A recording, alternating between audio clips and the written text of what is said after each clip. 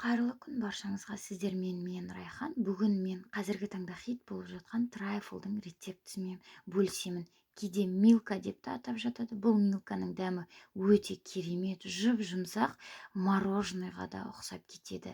Аузыңызда ериді. Міндетті түрде жасап көріңіз. Ең алдымен бізге 3 жұмыртқаның үстіне шекерімізді салып, миксерде баяу скоростта аппақ болып көпіргенше миксерлеп шығамыз.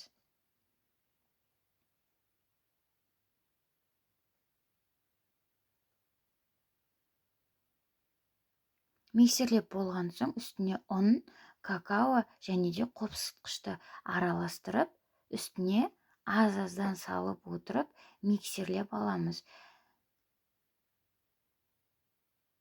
Миксерімізді ең төменгі баяу скоростта миксерлеген жақсы қамырымызды. 2-3-ке бөліп миксерлеп алған өте жақсы. Сол кезде коржымыз әдемі болып пісіп, арасы аласа болып қалмайды. Қамырымыз осылай сұйықтықта дайын болып шығады. Формамызға құйып пісіріп аламыз. Форманың диаметрі және де қандай формаға пісіріп аласыз, ол маңызды емес. Сізде қандай бар, сондайға салып пісіріп алсаңыз болады. Қызып тұрған печкамызға салып пісіріп аламыз.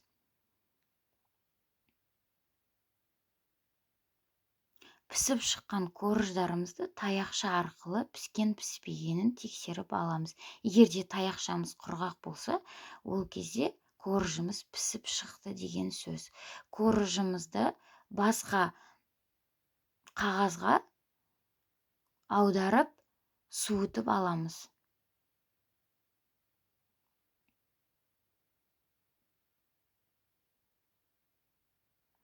Енді кремімізді дайындаймыз. Бізге кілегей, қант ұнтағы және де творожный сыр керек болады. Кілегейіміз міндетті түрде салқын болу керек және майлылығы 33-35%. Кілегейімізді алдын ала жақсылап араластырып аламыз миксермен. Оның үстіне сахарный пудрамызды, яғни қант ұнтағын саламыз. Қант ұнтағы сізге кремнің қалай тәтті болғанын қалайтын болсаңыз, ол кезде қант ұнтағын көбірек салған жақсы. Егер сізге олай ұнамайтын болса, қант ұнтағын аз салсаңыз да болады.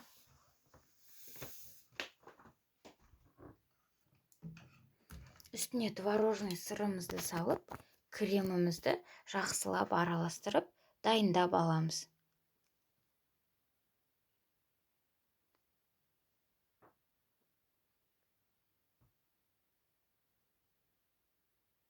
Мінекей, креміміз де дайын болды. Осындай қою болып, әдемі болып шығады.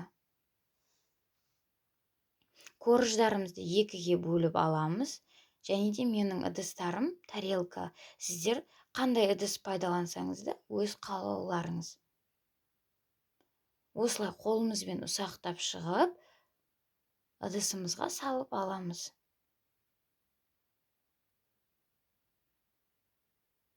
Салып болған соң, үстіне кремімізді салып, жағып шығамыз.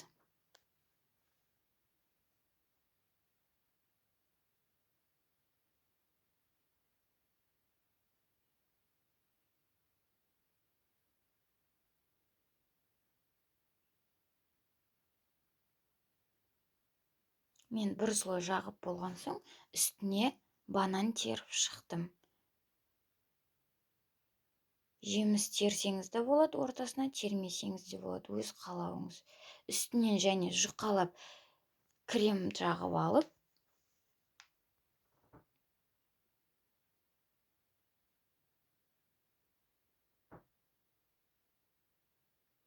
кремнің үстін пышақпен немесе қасықпен тегістеп алып, тоңазытқышқа қойып қоямыз, міндетті түрде.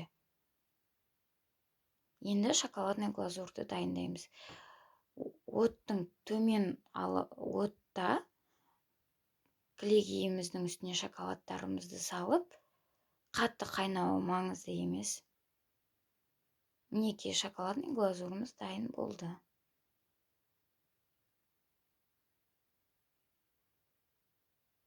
тоңазытқыштан алып, үстіне шоколадный глазурды құямыз.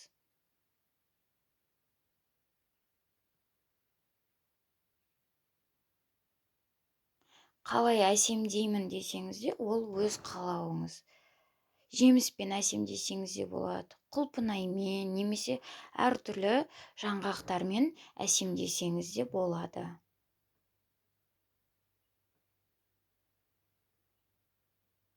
Міндетті түрде тоңазытқышта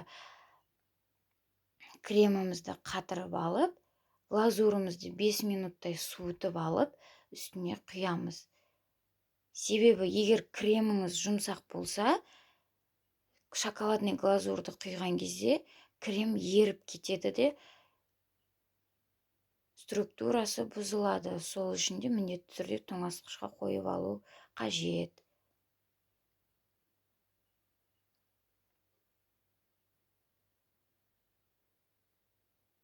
Тоңазытқышқа әсемдеп болғаныңыздан кейін және тағы тоңазытқышқа 1 сағаттай қойып алғаныңыз жөн.